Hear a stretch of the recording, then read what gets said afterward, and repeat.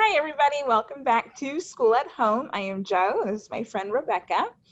And today we are going to explore some of the resources at our local DBRL library.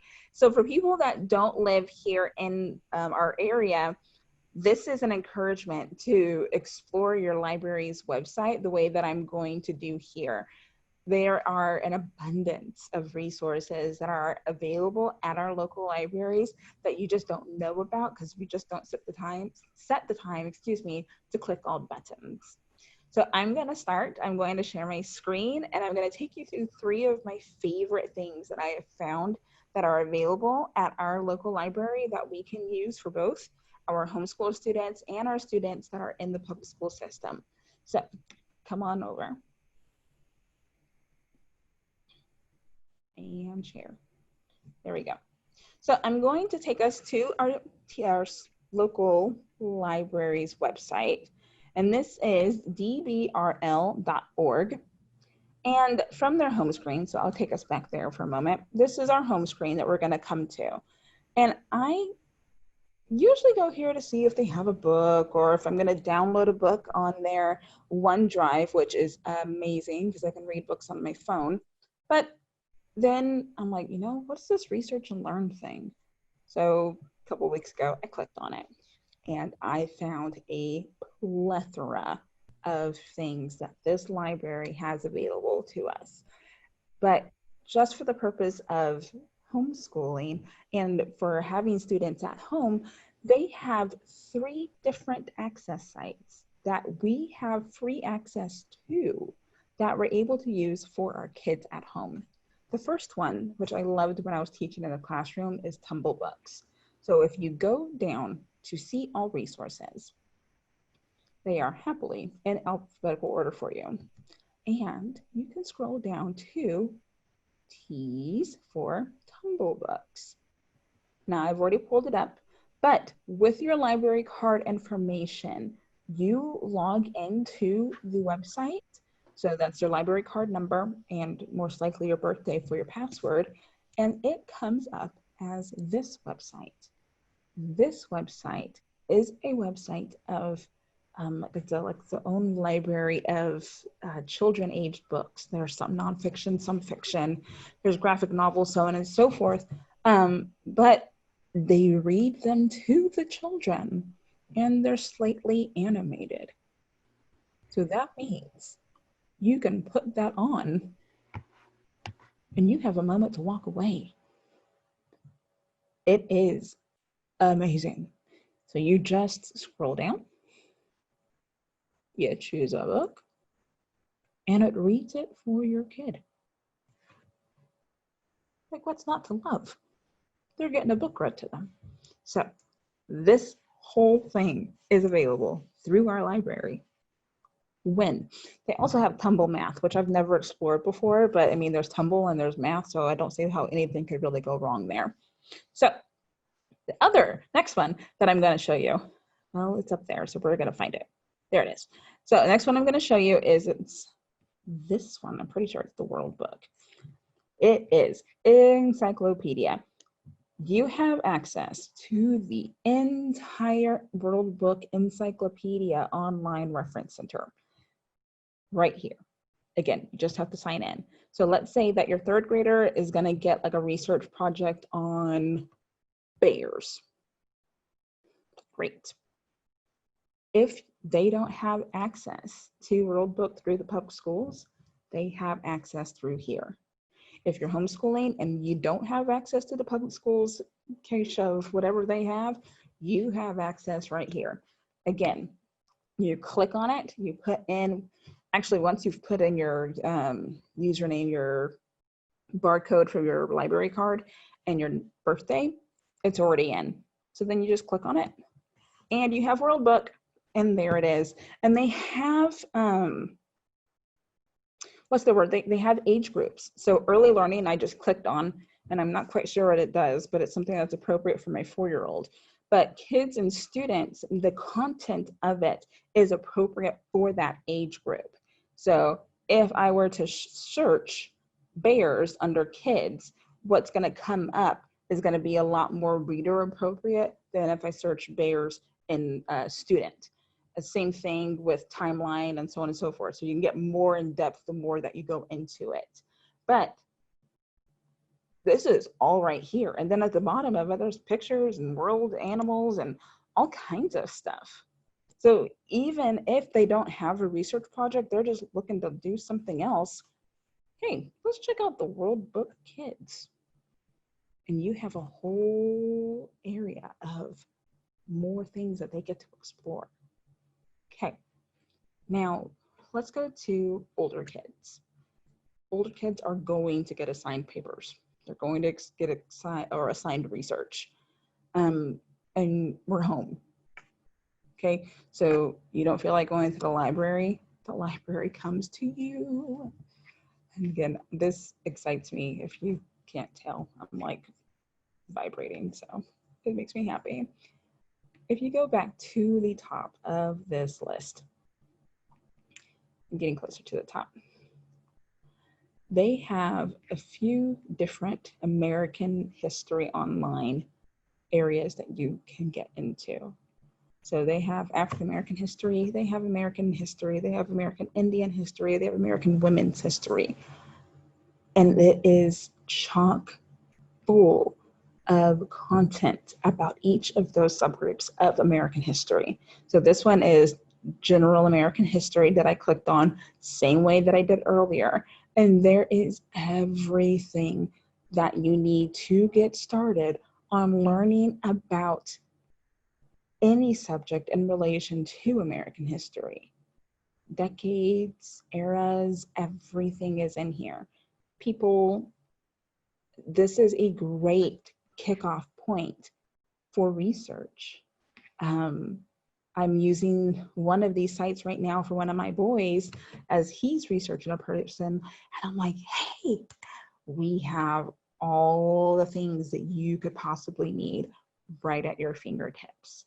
So again, if you're not in our area, check out your library's website, because you go through here and you're going to find like a storehouse of things you never imagined the library would have. They have access to ancestry.com if you wanted to look up your genealogy or go through your family tree with your kid and not pay $99 a month for the access. They have transparent.com, which I'm like, what's that? It's a language online that's like Rosetta Stone, and they have kid classes that they could learn Spanish or French or German, and it's targeted to kids that, again, we don't have to pay for. The library did it. And then Small Engine Repair Reference Center, which that just everybody needs that. Everybody needs that. Like, who doesn't need small engine repair? So again, this obviously it excites me. Yeah, use your library. It is a resource of resources. Okay, so that's what I have to share with you guys today. And if you don't have a library card, all you have to do is go into the library. I think you have to take maybe a bill that says your name on it just to prove that you live in the area that the library serves, and your ID. You just walk up to the desk, say, I'd like to apply for a library card, and they will get you a library card, and you'll have access to all of this and more. And if you are not the best at keeping track of things and have lost your library card, it is 50 cents to replace your library card. So right. Yes, you can look in your couch cushions and you can get a new one. Great. Okay, stop sharing. All right, and I'm again sharing with homeschool parents mainly today. I'm going to be talking about some Missouri homeschool laws and how to keep records of that you're actually doing what they've asked you to do. So if you are not a homeschool parent, you're welcome to listen, but it may not apply to public school parents or private school parents. So I asked one of my friends who is a new homeschool mom what questions she had. And she said she had questions about keeping records as a homeschool parent. And so this is what I'm going to talk about today, is just keeping records In Missouri, the law basically has an hourly requirement of what you have to do as far as hours of instruction, and then they have a record keeping requirement. So we're just going to talk about the record keeping today. So according to Missouri homeschool law, you have to keep 3 things. You have to keep academic evaluations. So some examples of that, if your kid takes a spelling test and you grade it, or a math test, or an essay, it does need to be graded by you. It's not just a paper they did and you put a sticker on it. There has to be some kind of marking on the paper showing that you actually checked it for meeting a rubric or accuracy, or just that you checked it and they did what you asked them to do. The next thing is a sample of your kids' work. And all of the information I'm sharing is I got from the Homeschool Legal Defense Agency, and they have a website. We'll put it in the description of the video, but that's where I've gotten these specific numbers. The law is very vague. So sometimes vague is good and sometimes it's not. So these are some specifics from the people who really know about the law and who are defending people who have gotten into trouble homeschooling or for whatever reason need someone to advocate for them. So the sample of student work, they suggest you for sure keep 1 sample of work for each month, but maybe 2 if you want to be really safe. And you need to keep a sample of work for math, history, science, and language arts. The state of Missouri considers those to be, they kind of group those classes in a separate set than maybe your electives, your art class, your language class. Those also count towards your hours, but they aren't as concerned with those. And there's a lot more freedom with what you cover other than these 4 main ones. The third thing that the state of Missouri asks you to do is keep a plan book or a daily record. So in your daily record, so you're showing each day that you're doing school, what subjects you taught and what other educational activities you engaged in. It's important to remember the hours can be sound really daunting, especially with little kids, because they don't change. So your 7-year-old is required to do the same number of hours as your 14-year-old. That's the way the state of Missouri did it. And so I think you need to remember when your kid is 7, especially, that you're including both formal activities and informal activities. So if you go on a nature walk and you're talking to your kid about the different leaves falling, or you see a caterpillar and you talk about the caterpillar, or you're looking at animals, that can count as a science activity, that whole walk. So if you go on a 20-minute walk, you write that down as science walk in your plan book. If your kid is helping you make supper and they're helping you measure the ingredients, that can count as a math lesson, math, cooking, measurement lesson. If your kids are playing with Legos, you can put math blocks or spatial reasoning. That would count in either one. Some other things, even board games, logic, that may not necessarily count as a core subject, but it can count towards your total hours. In addition to this, the Homeschool Legal Defense Agency says you should, in your daily plan book, write down how much time you spent on each activity to show that you're meeting the requirement for the state. That's not a state requirement, but this group says it's a good idea to do it. It really just is one more thing to show you're doing what they're asking you to do. A couple other things up here at the top, additionally, that they say you should do is attendance records, which in my mind, if you have a date and what you did that day, that's an attendance record. Information on the textbooks and workbooks your student used. Right now, it probably feels like you're doing them all the time. You know them by heart, but in a couple of years, you may not remember what science you were doing or what math workbook you used. If you have correspondence with school officials, they say that you should keep that documentation, and just anything else that can be used to show that your kid's getting a good education. We do standardized testing. Some families do it every 2 or 3 years. Some families do it every year, but that would be another example of an academic evaluation that you could put in their record. They suggest you keep all your records for 2 full years. until high school. So if you're new, you don't need to have any records on hand, but after this year, you'll have 1 full year, and then keep that until at least for the next 2 years so that you have it on file. When your child is in high school, you keep all their records forever, or until Jesus comes back.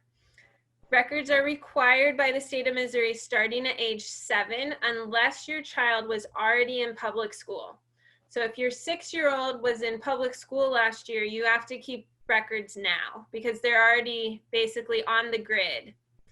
If your kid has never been on the grid and they're 5, you don't have to keep records this year to fulfill Missouri state law. My daughter is 6 and she will turn 7 in the middle of the school year. So this is the first year that I'm keeping records for her. She's in 1st grade. So I'm not required to have any records prior to this year for her. That is record keeping. And again, we'll put those links on there. Joe, do you want to share the email address again that people can send questions? Yes, please send any questions that you have to schoolathome@christianfellowship.com. And then that email address will be in our description as well. All right. Yeah. Thanks, guys.